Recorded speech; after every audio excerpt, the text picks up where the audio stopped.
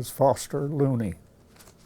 And some time ago, as a part of the DeKalb Public Library's observance of Veterans Day, Mrs. D. Coover asked that I recall experiences from my time in the Pacific Theater of World War II.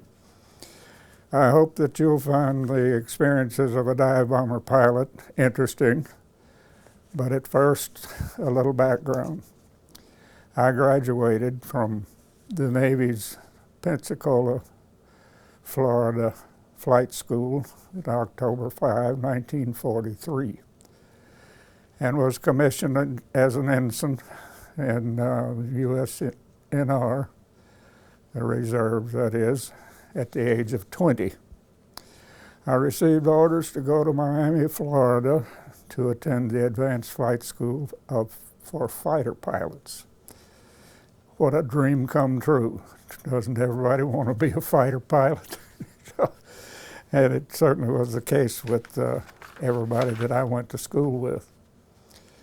A week after we were a week later at muster, the school commander advised us that the Pacific Fleet needed dive bombers, dive bomber pilots, that is. And you just volunteered. Here are your orders to Jacksonville. On completion of the dive bomber training course in late December, the next stop was to be at the Naval Air Station at Glenview, Illinois. The requirement was carrier landing qualifications. It was made up of 5 landings and 5 takeoffs from the deck of the Sable, which was a converted tanker that was situated as the aircraft carrier on Lake Michigan, which successfully was completed and qualified on January 3, 1944. On May 3rd, 1944, I joined the Air Group 2 aboard the USS Hornet, replacing a dive bomber pilot that had been lost in a launching accident. And a rear seat gunner was provided for me, and we were assigned to be a part of the squadron commander's division. And a division was made up of 2 sections of 3 planes each, making us the number 6 plane on the diving sequence of known targets. That was generally known as Tail End Charlie. Having found a home on the Hornet, perhaps you'd like some information on this historic carrier. The USS Hornet, designated CV-12, is a total of 889 feet in length. The flight deck is 846 feet long and 190 feet wide, and sits 53 feet above a calm ocean.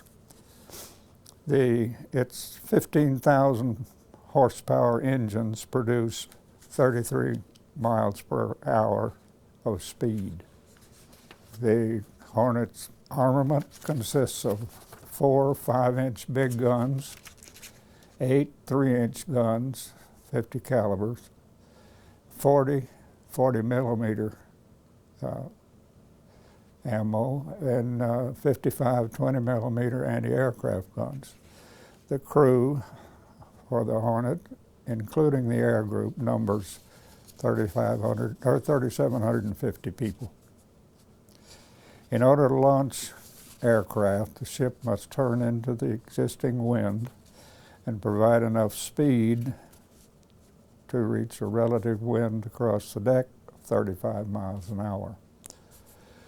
The usual launching order would be fighter planes would come first, and most of them would be catapulted in order to make room for the dive bombers to follow.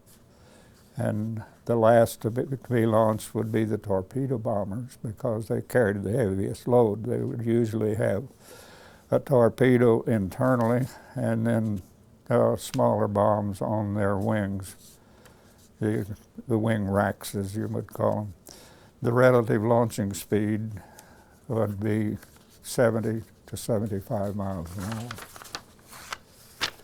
Most aircraft carriers in the fleet had received new dive bomber aircraft. These were replacing the SBD Douglas Dauntless airplane, which had been a standby for all of the carriers in the fleet. The Curtiss Helldiver, or designated SB-2C, is a larger plane and should be a plane that could reach top speeds of 295 miles an hour. But it'd be great to go the other way, wouldn't it? Which was better able to keep pace with the fighters and the torpedo planes. We had a greater load capacity, a 1,000-pound bomb and an internal bomb bay, or 4 250-pound bombs under the wings. A 20-millimeter cannon was located in each wing, and a 50 caliber machine gun was located in the rear cockpit. Incidentally, my rear seat gunner was a young man from the bayou country of Louisiana, a Cajun named Frenchy Chartier, and me, a kid from Texas, in front cockpit. That had to be a winning combination.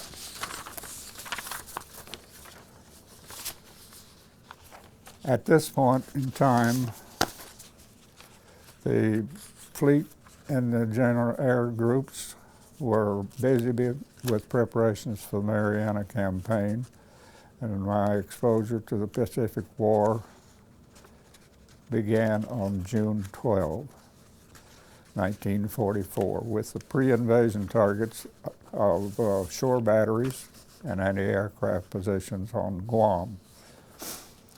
We had been briefed on the position of the targets, only to find that from 12,000 feet, all we could see was the top of trees. The anti-aircraft gunners, the Japanese anti-aircraft gunners, soon gave away their positions with the tracers that was in their shell and their ammunition. And as our attack began, the anti-aircraft fire was well behind the first diving plane, and which was an indication that they were doing manual firing, even though radar did exist at that point in time. The anti-aircraft fire was in front of the second man. It had been behind the first guy that was diving, to be in front of the second man coming down. And by the time we got to the third man, they were pretty much on target. And although we lost no planes in that particular situation, tail end Charlie on an anti-aircraft target is not a healthy place to be. So, this being the case, tail end Charlie, I had to do something different to survive. And according to the flight manuals, when beginning a vertical dive, the cockpit canopy should be open in case there was a necessity to eject or something like that.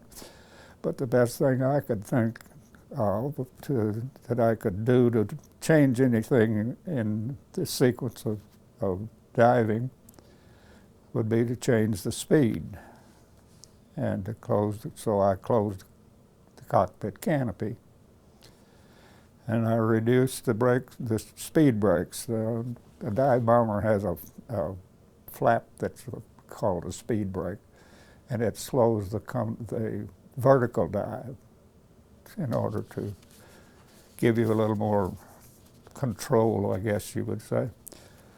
But anyway, I closed the canopy and reduced the speed brakes. I increased the throttle and released the bombs a little bit higher above the target. And would you believe it worked? It sure did. My average for hits and misses was about the same as all the other guys in the squadron. There were other targets on Guam and Yap on June 13th with flights in the morning, and again the same bunch of targets in the afternoon.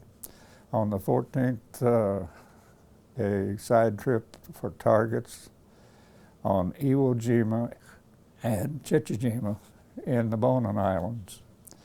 And on the 19th, we went back to Guam and added some more damage to the Oroti airfield.